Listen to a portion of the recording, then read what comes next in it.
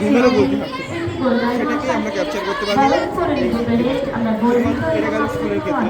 সেমভাবে যদি আমরা একটা হসপিটালের ক্ষেত্রে দেখি, প্রত্যেকটা রুমের ক্ষেত্রে যদি আমরা অ্যানালাইসিসটা করতে পারি, আমাদের মিনিমাম রেঞ্জ হচ্ছে 1 মাস এটাকে রাখা উচিত। একে যত বেশি ডেটা ফিট করানো হবে তত বেশি অ্যাকুরেট হবে। আর এখনও আমরা এটার মধ্যে এআই ইন্টিগ্রেট করতে চাই, আর এটা মাত্র প্রোটোটাইপ ওয়ান। আর যত অ্যাডভান্স হবে তত আমরা এটার সাথে প্রেডিকশনও রাখতে পারবো যে ভবিষ্যতে কী হতে পারে। এখন এর সাথে সাথে আমরা ডেটাগুলোকে কালেক্ট করছি, ডেটাগুলোকে কালেক্ট করছি।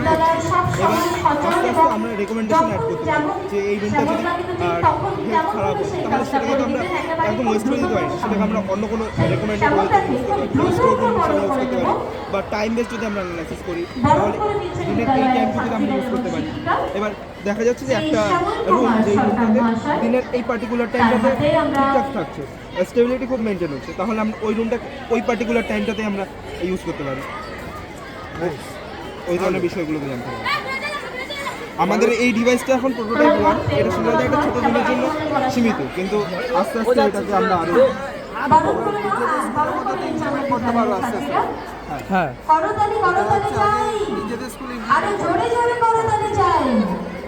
কিন্তু কারণ এটা খুব মানে ভালো কারণ আমাদের এখানে আমরা সাউন্ড সেন্সর হিসেবে ইউজ করেছি KY038, কিন্তু এই KY038 তো খুব বেশি স্টেবল না। এবার আমরা যদি ইউজ করতে পারতাম MX466 তাহলে সেটা বেশি স্টেবল হতো, কিন্তু ওটা আমরা পাইনি এর জন্য আর কি। তাদের হাতে পরিষ্কার করে দেবেন বিদ্যালয়ের শিক্ষিকা শ্রীমতী পম্পা দাস মহাশয়া। তাদের হাতে পরিষ্কার করে দেবেন বিদ্যালয়ের শিক্ষিকা পম্পা